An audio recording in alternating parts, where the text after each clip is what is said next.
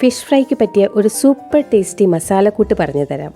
വളരെ എളുപ്പമാണ്, എല്ലാവരും ഒന്ന് ചെയ്ത് നോക്കൂ. ഇത് 1/2 കിലോ നെയ്മീനാണ്.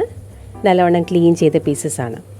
നെയ്മീൻ വേണമെന്നൊരു നിർബന്ധമില്ല, ഏത് മീനിലും ഈ മസാലക്കൂട്ട് നിങ്ങൾക്ക് പരീക്ഷിക്കാവുന്നതാണ്. ഈ മീനിലേക്ക് ആവശ്യമായ ഒരു അരപ്പ് റെഡിയാക്കാം. മിക്സിയുടെ ചെറിയ ബൗൾ എടുത്തിട്ട് അതിലേക്ക് 1 ടീസ്പൂൺ പെരുംജീരകം ഇട്ട് കൊടുക്കുക. 1/2 ടീസ്പൂൺ ജീരകവും.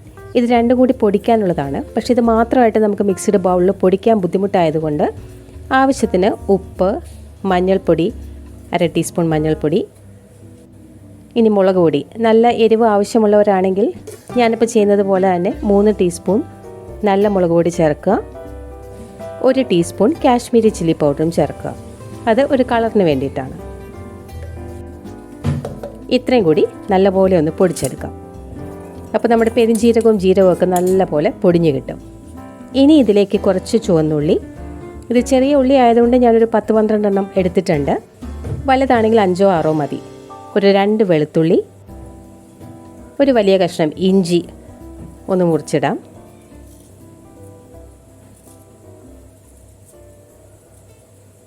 ഇനി വേണ്ടത് 1 ടേബിൾ സ്പൂൺ വെളിച്ചെണ്ണ, 1 ടേബിൾ സ്പൂൺ വിനാഗിരി, നാരങ്ങ നീരായാലും മതി,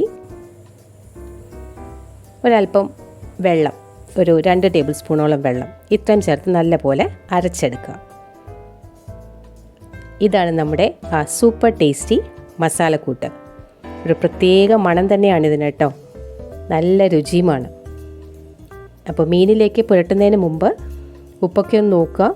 കുറവുണ്ടെങ്കിൽ നമുക്ക് ഈ സമയത്ത് ചേർക്കാം. എല്ലാം കറക്റ്റാണ്.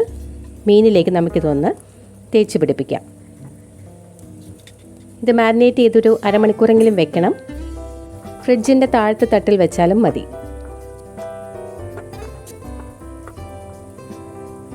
നല്ലപോലെ മസാല പിടിച്ചിരിക്കണം.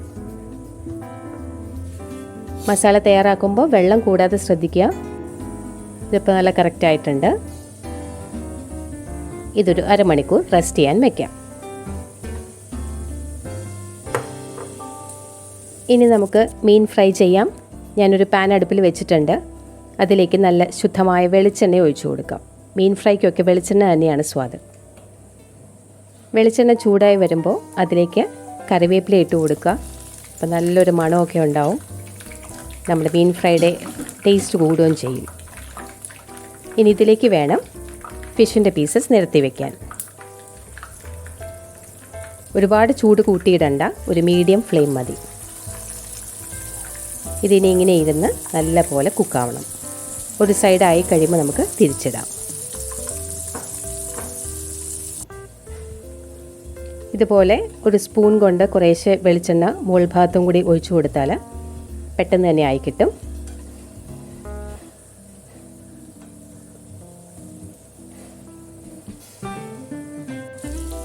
ഒരു സൈഡാവുമ്പോൾ നമുക്ക് തിരിച്ചിടാം. മസാല പിടിച്ചില്ലല്ലോ എന്ന് കരുതണ്ട, മസാല പിടിച്ചോളും. ഒരു തവണ കൂടി നമ്മൾ തിരിച്ചിടും.